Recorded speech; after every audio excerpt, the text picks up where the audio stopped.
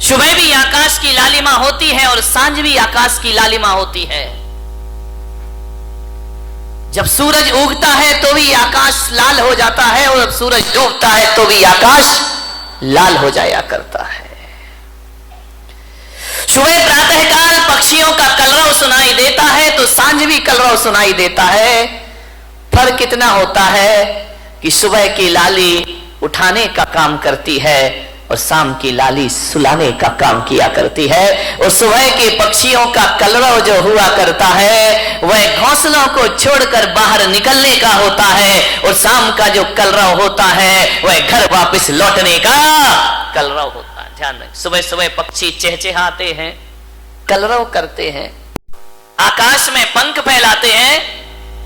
ऐसा लगता है सुबह सुबह उन्हें देखो कि जैसे बड़े महोत्सव में शामिल होने के लिए जा रहे हो। पक्षियों के जीवन में कितना आनंद है, कितना संगीत है।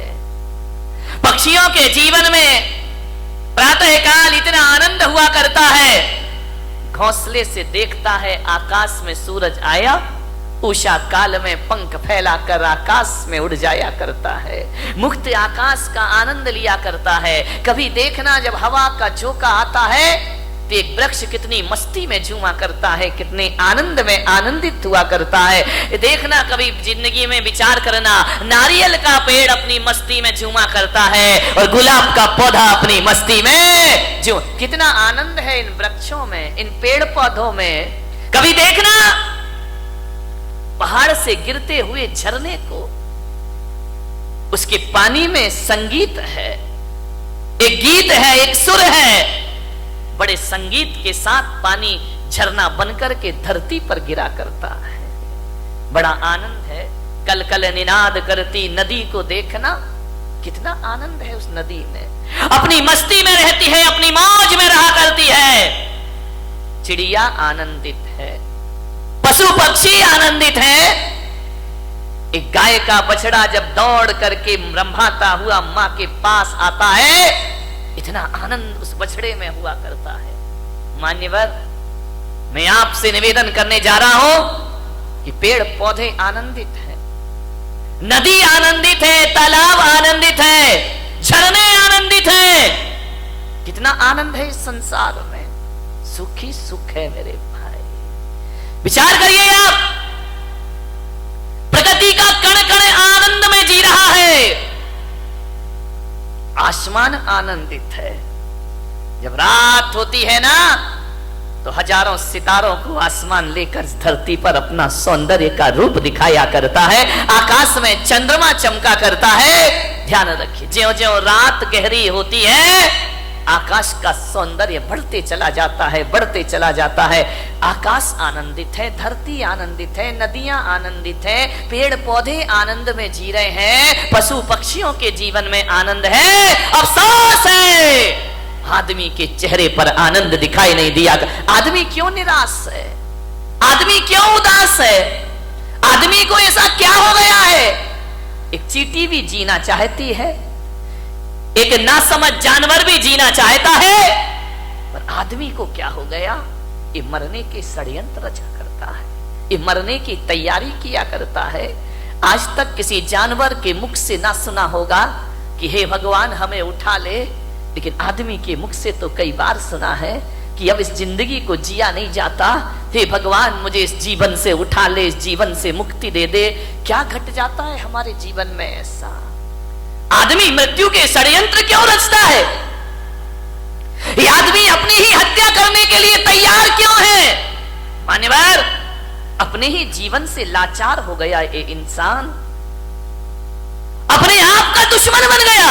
अभी तो ये सुना था कि दूसरे दुश्मन हुआ करते हैं, हम ही अपनी जिंदगी के दुश्मन खुद बनकर के तैयार हो गए हैं। आपने जीवन से अपने आप को खतरा हो गया।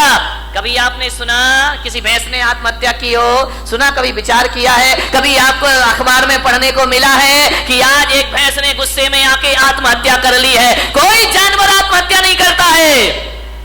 किसी भी जानवर को समय से पहले मौत को बुलाते हुए आपने ना देखा होगा।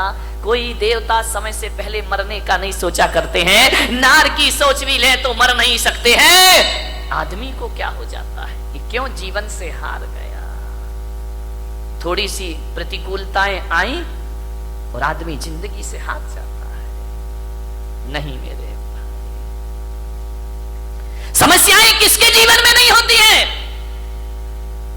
राम के जीवन में समस्या थी, महावीर के जीवन में समस्या थी, कृष्ण के जीवन में समस्याएं थी, जीसस के जीवन में समस्याएं थी, आचार्य शांति सागर के जीवन में समस्याएं थी, आचार्य कुंद कुंद के जीवन में समस्याएं थी। समस्याएं किसके जीवन में नहीं होती है? ऐसा कोई है? समस्याओं से रहित जीवन नहीं होता, ध्यान रखिए। और हकीकत में देखा जाए तो समस्याओं का नाम ही जिंदगी हुआ करता है।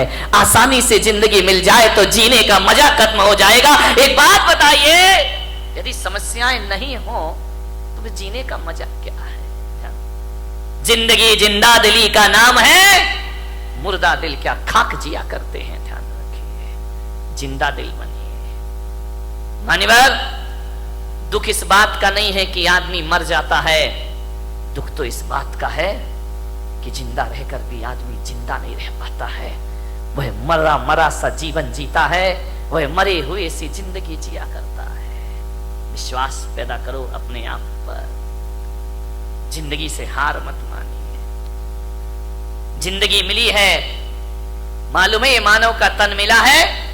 शास्त्रों में कहा है, ग्रंथों में कहा है, 84 लाख शरीर छोड़े हैं तब जाकर ये मानव का शरीर तुमको प्राप्त हुआ है। 84 लाख योनियों में हमारा जन्म हुआ है। कितने जन्म हम नाली के कीड़े बने होंगे, कितने जन्म पक्षी बने होंगे, कितने जन्म हम कीचड़ में कीड़ों की तरह रेंगे होंगे।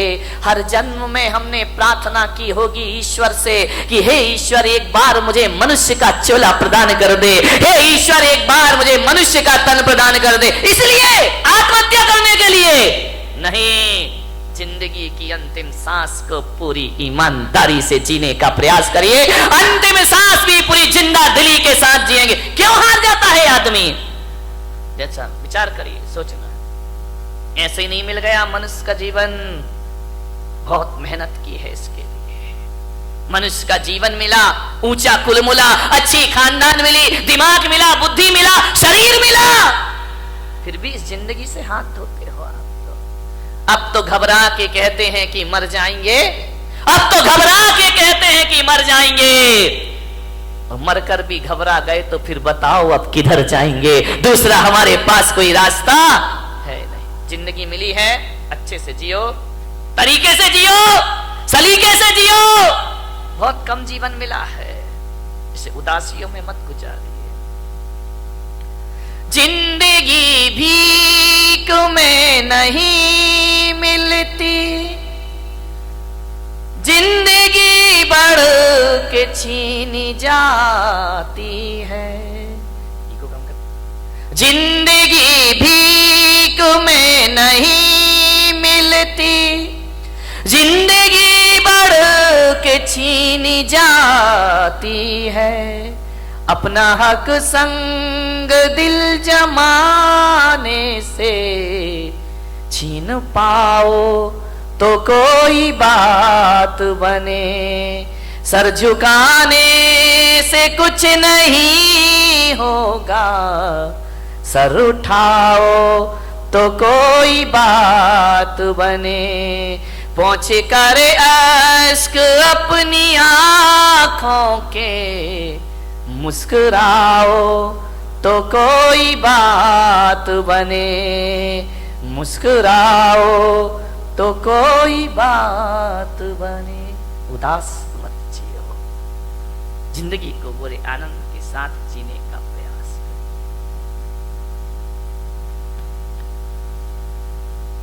विपत्तियां, संकट, दुख किसके जीवन में नहीं आते? सबके जीवन में आते हैं। मुश्किलें आती हैं, परेशानियां आती हैं, विपरीत वातावरण बनता है, लेकिन जीने की आस मत छोड़िए। जलजले आते हैं, तूफान आते हैं, उड़ीसा में चक्रवात आता है, गुजरात में भूकंप आता है, हजारों लोग बेघरबार हो जाया करते हैं। लेकिन एक बात ध्यान रखो बारामती वालों, इतने बड़े भीषण आंधी तूफान के बाद, भूकंप के बाद भी जो आदमी जिंदा रहता है वो अपना उजड़ा हुआ आशियाना फिर से बना लिया करता है, वो अपना घर फिर से निर्माण कर लेता है। क्या हुआ, जिंदगी कितनी बार छीनेगी, फिर बना सकते हैं। अगर हौसले बुलंद हो तो आंधियों में चिराग जला करते हैं। आज समस्या है बहुत बड़ी, आदमी अपने जीवन का दुश्मन हो गया है, अपनी ही जिंदगी का दुश्मन हो गया है इंसान। शहरों में बड़े बड़े व्यापारी आत्महत्या कर रहे हैं, महानगरों में व्यापारी आत्महत्या कर रहे हैं, गांव में किसान आत्महत्या कर रहा है, घरों में किशोर आत्महत्या कर रहे हैं, महिलाएं आत्महत्या कर रही हैं। थोड़ा सा निराशा हुई, थोड़ा सा मन का नहीं हुआ, थोड़ा सा प्रतिकूल वातावरण हुआ और आदमी मरने को तैयार है। और एक बात बताओ, बारामती के लोगों से मेरा निवेदन है, इस पंडाल में ऐसा कोई व्यक्ति बैठा है जिसने आज तक आत्महत्या का विचार ना किया हो? है कोई महान आत्मा? मैं दर्शन करना चाहता हूं। एक बार भी पूरी जिंदगी में मरने का विचार नहीं। महिलाओं तुम्हारी तो जय हो पंचम काल की, ये तो इतनी बार मरती हैं लेकिन एक बार भी नहीं मरती है। विचार करिए, सोचना है आपको। बात बात पर आदमी मरने का सोच लेता है। ऐसा कोई नहीं होगा इस दुनिया में जिसने अपने पूरे जीवन में एक बार मरने का ख्याल भी ना लाया हो। मर नहीं सका वो बात अलग है, लेकिन मरने का ख्याल तो सबके भीतर आ जाता है। थोड़ा सा मन का नहीं हुआ, मैं महिलाओं का तो नहीं, यहाँ की महिलाओं की बात नहीं कर रहा हूं। कौन बोला बंबई वालों की कर रहे हो ना? तुम्हारी तो अभी नहीं, आगे जाके विचार करना है आपको। महिलाएं तो हमेशा थोड़े, इनके दो ही हथियार हैं, ध्यान रखना। या मैं मायके चली जाऊंगी या फिर मैं मर जाऊंगी, आत्महत्या कर लूंगी, सुसाइड कर लूंगी, मैं नहीं जीऊंगी, तंग आ गई जिंदगी से। महिलाओं से मैं बात बात पे आत्महत्या के विचार मत बनाइए, मरने के विचार मत बनाइए, ध्यान रखिए, विचार करिए आप। बहुत अशुभ विचार है। भगवान महावीर कहते हैं मरने के विचार भाव हिंसा कहलाया करती है, और भाव हिंसा को द्रव्य हिंसा से भी बड़ा पाप माना जाता है। अरे देही हिंसा उतनी खतरनाक नहीं होती है जितनी वैचारिक, इससे बड़ी क्या हत्या, दूसरों की हत्या करना भगवान महावीर ने पाप कहा है। एक इंद्रिय जीव को भी मारना भगवान महावीर ने पाप कहा है। अरे एक बात याद रखना, मेरे महावीर कहा करते हैं, अरे दूसरों की हत्या करना पाप है, लेकिन अपने आप की हत्या करना महापाप हुआ करता है। इससे बड़ा दूसरा कोई पाप